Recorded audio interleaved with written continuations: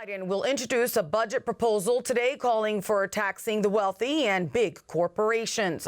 The White House says the tax hike aims to reduce the $3 trillion federal deficit over the next decade, up from the $2 trillion deficit reduction in his State of the Union address.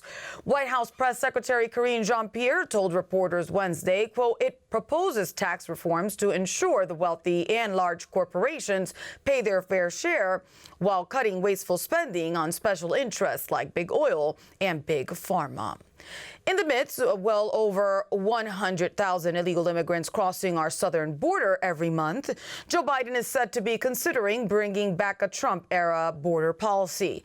The detention of migrant families policy would be a reversal of his campaign promise. Axios reports this has angered some Democratic lawmakers who do not want Biden to resume the detentions they blasted as inhumane during the Trump administration.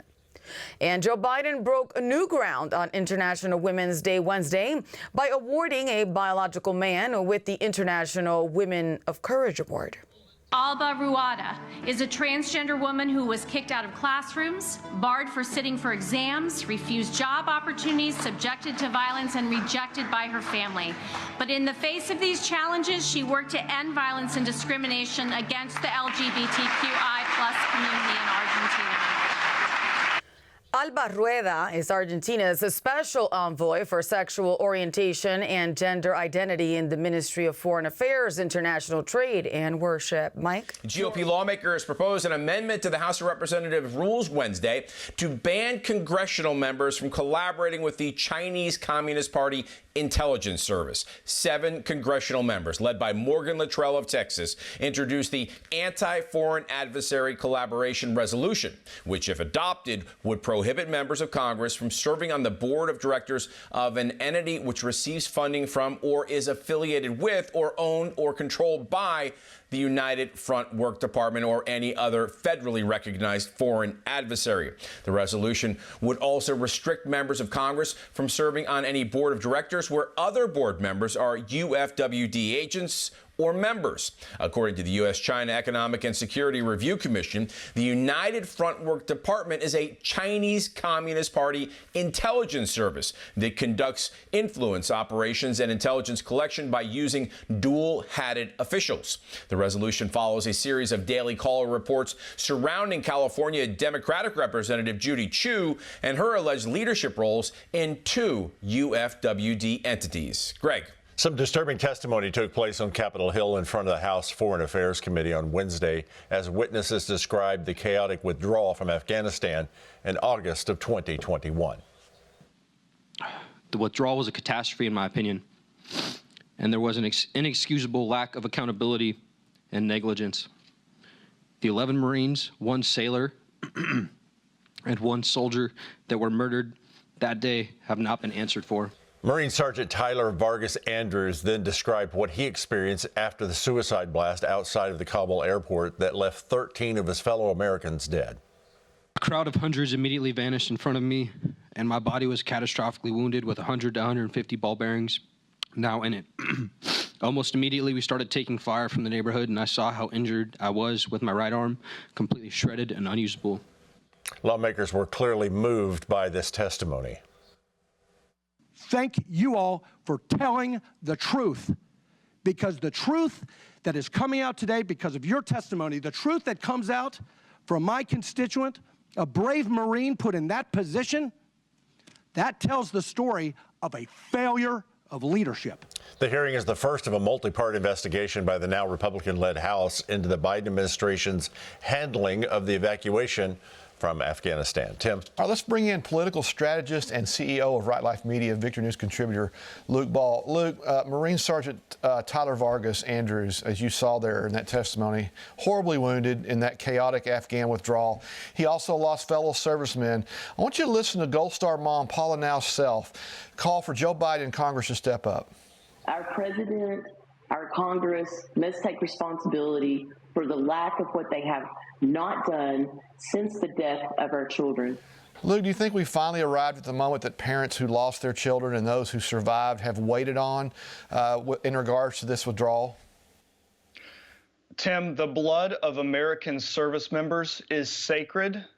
It should not be flung across the world to fight other people's battles, because American service members are not the world's currency. And yet we sit in these hearings and we watch on television these heartbreaking stories of people that I guarantee you Joe Biden probably could not even name today. And the long-term consequences of this is just staggering. Those people will never be fully healed because of the incompetence of this withdrawal, which is why it's staggering to me that we have members of Congress right now who would just as soon send thousands and thousands of American daughters, sons, mothers, fathers overseas to fight other wars like in Ukraine. They would put boots on the ground in a heartbeat in order to just fulfill their vision of what they think the American military is supposed to do. American military members are supposed to protect the United States of America. They're supposed to protect our freedoms and our liberties. As I said before, American service members' blood is not the currency of the world, and I am just shocked that there are members right now who would just as soon send our sons and daughters overseas to fight in another war after we saw the horrible impact of what the Afghanistan withdrawal had on them. Well, I couldn't agree with you more, Luke. Now, Joe Biden's coming tax hike has gone up $1 trillion now since his State of the Union address. What do you think's going on here? Well, I think that if Joe Biden were sitting as the president and CEO of a bank or a large corporation, and he went to his investors and showed him the progress that he had made over the last couple of years, they would call for his immediate resignation. And if he did not resign, those investors would withdraw. And I honestly think that's what's happening right now. You see it in blue states where investors are fleeing in droves because they're not getting a return on their investment. And in fact, they're losing tons of money. And I think that's why we see corporations moving overseas and looking to invest in cheaper markets. As much as we hate the Chinese Communist Party and the Chinese, there are some people who have businesses here in America who would look overseas to places like China because it's just simply cheaper for them to accomplish their business goals and to make a profit. So while that's not good doing business with China, we need to create an environment here in America that allows for corporations and businesses to thrive instead of driving them overseas with horrible policies like Joe Biden has implemented. Now, Ron DeSantis held a press conference to address sexually explicit books in schools and why children should be protected. When he showed graphic images from these books, the media covering the event edited them out. What does that tell us about the battle to stop kids from being sexualized in school? Let's be clear. The people who are pushing this content on our children in schools are groomers and sexual predators, and they are sick. There is no other way to look at this. If you were to present some of this material or even discuss it in context at the water cooler at your place of business, you would be sitting down with a meeting for HR and probably walking out of the building with your belongings in a box by the end of the day. But yet we're trying to put this content into our schools where elementary and middle school children are reviewing it and trying to learn about despicable acts that frankly we as adults shouldn't even be looking at or filling our minds with. The Bible tells us to train up our child in the way they should go, and when they are old, they will not depart from it. And the left recognizes that if they can get to the children instead of the parents, if they can get to them instead of this law and morality that's outlined in the Bible, then they have them for life. Yeah, and we're not going to let that happen. We're waking up to it. Luke Ball, thank you so much for the insight you just brought.